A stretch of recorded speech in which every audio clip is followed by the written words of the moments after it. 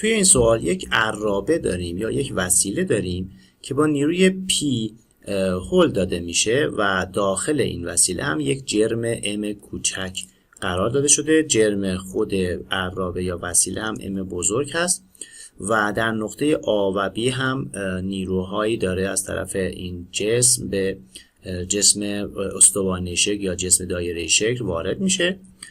صورت سوال میگه که اگر از اصطکاک صرف نظر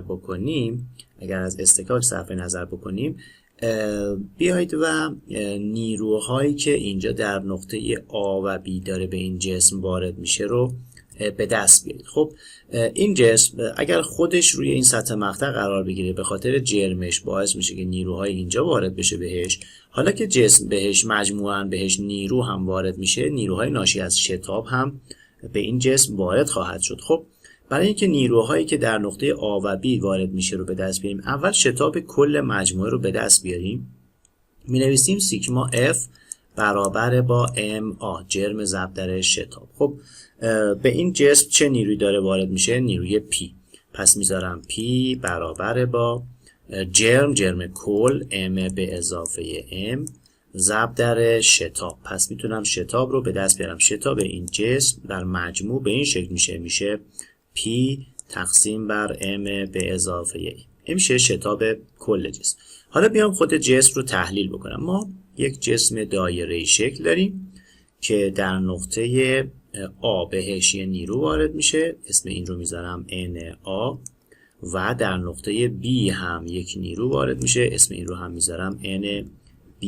ضمناً زوایا رو هم مشخص بکنم. زاویه اینجا برابر هست با 30 درجه، همینطور زاویه این طرف هم 30 درجه هست. چرا 30 درجه؟ به واسطه اینکه نیرویی که داره اینجا وارد میشه عمود بر این خط هست، خط صاف جسم. پس ما یک خط به این شکل داریم، این زاویه عمود هست، این زاویه رو داریم 60 درجه، پس این زاویه این طرف می شود 30 درجه. پس زاویه که اینجا هست 30، زاویه این سمت هم 30 خواهد.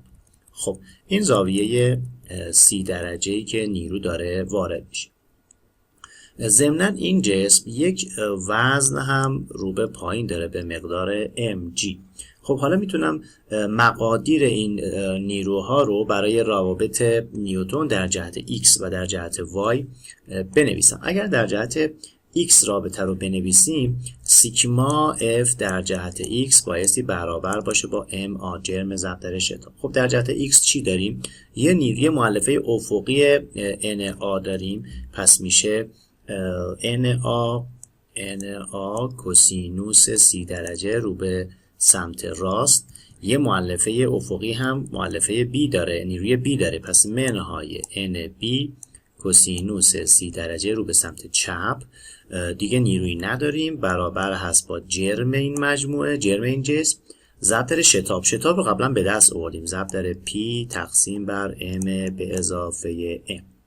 این میشه برآیند نیروها در جهت X. اما اگه در جهت y بنویسیم به چه شکلی میشه؟ سیگما f y برابر با 0، چون در جهت y هیچ شتابی نداریم، سیگما f y برابر با 0 هست. خب در جهت y چی داریم؟ مؤلفه عمودی na رو داریم، پس na سینوس 30 درجه رو به سمت بالا.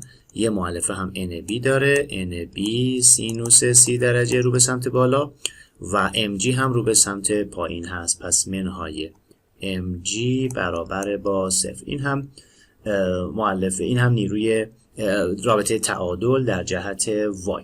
خب میتونیم بیایم و از این رابطه تعادل در جهت y مقدار nb رو مثلا به دست بیاریم و توی رابطه a جایگذاری کنیم، چون ما الان 2 تا معادله داریم و 2 تا مجهول و باید این مجهولات رو از این 2 رابطه به دست بیاریم. خب پس من از این رابطه مقدار nb رو حساب میکنم. nb از این رابطه به دست میاد برابر با mg، میره سمت دیگه تساوی میشه mg منهای na سینوس 30 درجه تقسیم بر سینوس 30 درجه که ضریب NB هست تقسیم بر سینوس 30 درجه. خب سینوس 30 درجه رو میدونیم که مقدارش هست 1/2، پس میشه mg تقسیم بر 1/2 میشه 2 تا mg و اینجا هم سینوس 30 درجه با مخرج ساده میشه منهای NA. پس NB مقدارش هست 2 تا mg منهای NA. خب حالا این مقدار رو جایگذاری میکنم در رابطه اول یا رابطه تعادل در جهت x، ببینیم که چی به دست میاد. جایگذاری بکنیم توی رابطه اول، رابطه nx. خب میشه NA کوسینوس 30 درجه، بنویسمش اینجا NA به جای کوسینوس 30 درجه میذارم رادیکال 3/2 منهای NB.